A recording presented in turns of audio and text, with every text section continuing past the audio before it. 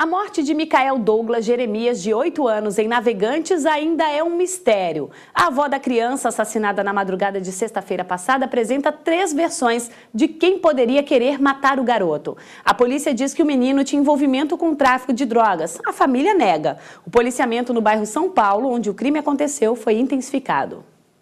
A chegada de nossa equipe de reportagem no bairro desperta a curiosidade de moradores. Todos sabem o que aconteceu, mas poucos conhecem onde morava o menino assassinado. Foi então que contamos com a ajuda deste senhor, que entre um contato e outro, nos indicou o lugar exato de onde ocorreu o crime. A reportagem está aqui, quer achar a casa do menino que morreu.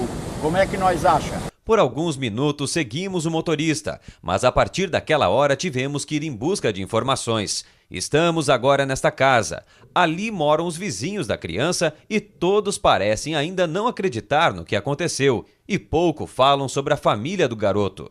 Mas indicaram onde ficava a residência e chegamos até lá.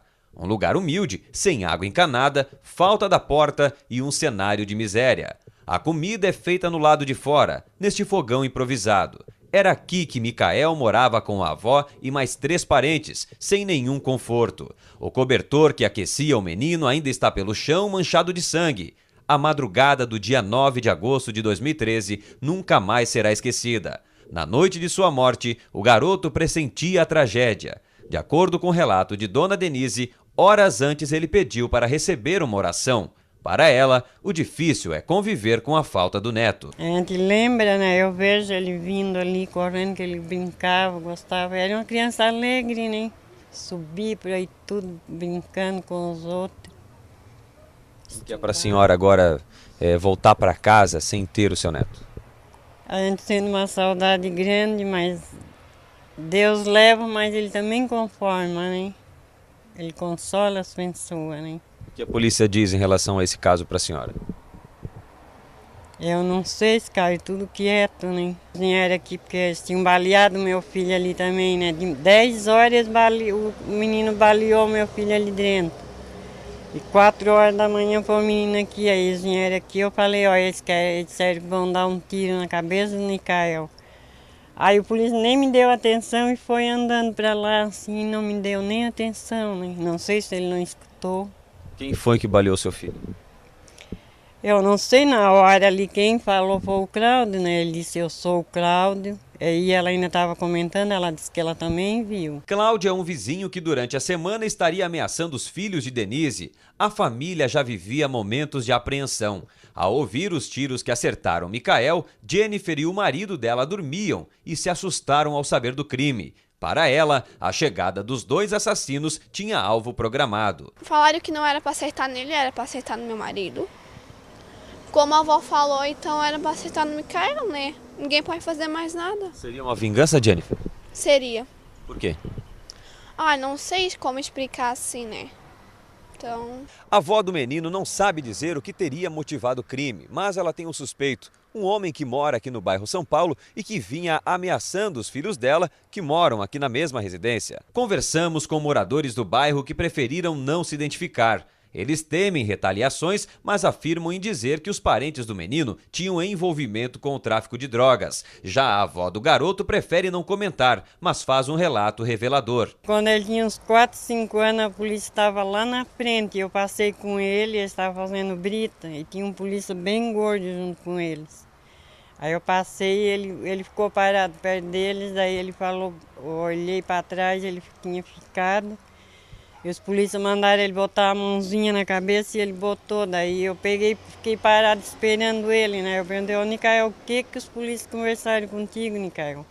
Ele falou, eles disseram que vão me dar um monte de tiro e aconteceu, né? Outras pessoas também supostamente planejavam a morte de Micael. Ele vinha ameaçado, eles diziam direto que eles iam dar um tiro na cabeça dele, como o primeiro tiro foi na cabeça dele. Quem dizia? Eram umas crianças, né? Os meninos da rua.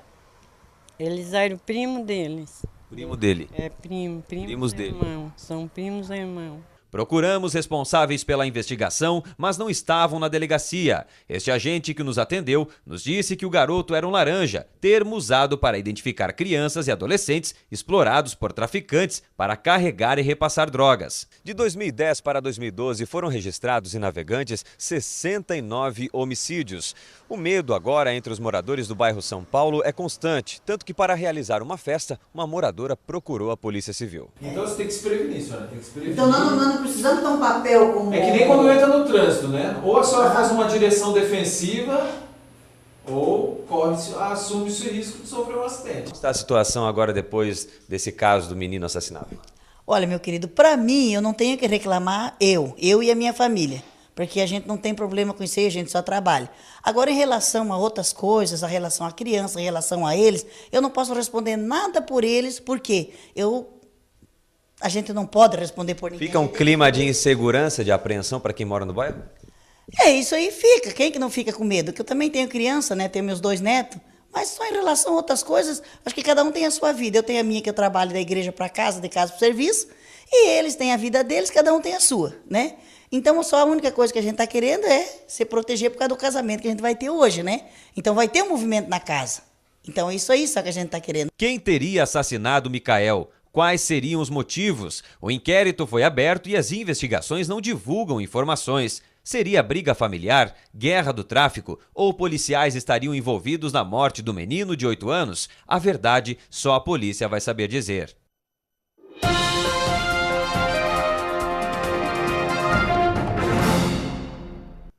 E quem vem para comentar este assunto é Joaquim Lacerda. Boa tarde, Lacerda. A morte do menino Micael ainda continua aí sendo um mistério, mas tudo leva a crer mesmo que foi uma briga e uma disputa por um ponto de tráfico de drogas, né?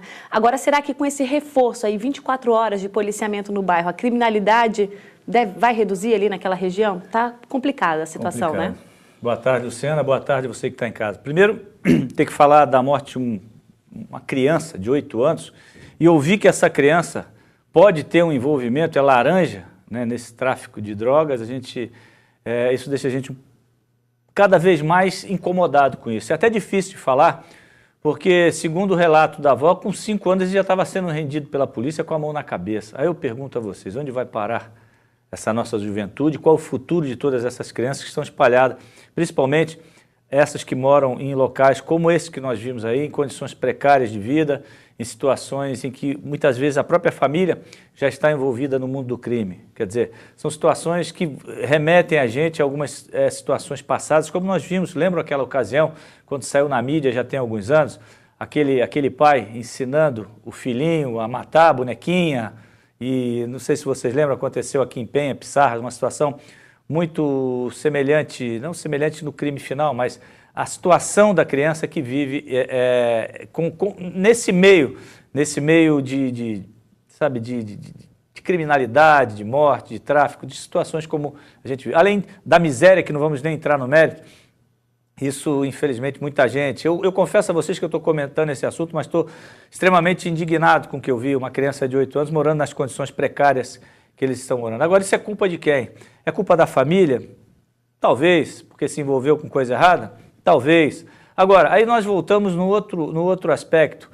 O bairro São Paulo, que nós conhecemos aqui na nossa região e que já de muitos anos é sabido que é um bairro que tem um alto índice de criminalidade. E aí você vê a atuação da Polícia Militar acontecendo só após um caso desse. Aí está tendo uma fiscalização intensiva no bairro. Aí eu pergunto para vocês, de domingo para cá, segundo o Denner, que eu tive a oportunidade de ler a respeito sobre o assunto, que extremamente competente, que comanda toda a nossa região aqui, o coronel, deu uma acalmada no bairro. Aí eu pergunto, por quanto tempo isso vai acontecer? Por quanto tempo esse bairro vai continuar calmo? Porque esse movimento de policial ali não vai poder permanecer por muito tempo, porque o efetivo é limitado. A gente não tem um número muito grande. A Polícia Militar é carente de equipamentos e de pessoas para fazer uma ronda mais intensa, mais eficaz. E aí nós nos deparamos com uma outra coisa, que é a insegurança de moradores que não tem nada a ver com isso, como o caso daquela senhora, que vai até uma delegacia para pedir suporte para uma festa que ela vai fazer no bairro. Ora, Como se isso não fosse uma obrigação do Estado, dar segurança aos moradores, independente da situação do bairro. Se o bairro é violento, se não é violento, a presença da polícia ali já devia ser uma constante. Não deveria ser um fato isolado. Aconteceu uma situação dessa para que a gente tivesse a presença efetiva da polícia. O menino, a família, todo mundo envolvido, desde 8 anos, você imaginar um guri eu não consigo imaginar uma criança de 8 anos envolvida com tráfico de drogas. Eu não sei se você consegue do outro lado imaginar isso. Tem a Laranja, o que ele fazia? Ele era um aviãozinho, levava droga, trazia droga. E aí outra coisa que me chama a atenção... Aí você vê uma família envolvida no tráfico de drogas, aí você vê como a droga ela é cruel. Você vê as condições subhumanas que morava esse menino, o Micael, a avó dele e mais alguém da família. Isso é tráfico de drogas, sabe? Aí, enquanto alguns estão milionários com isso, outros vivem assim, ó, na miséria, na dependência da droga, não só a dependência física, como inclusive financeira da droga.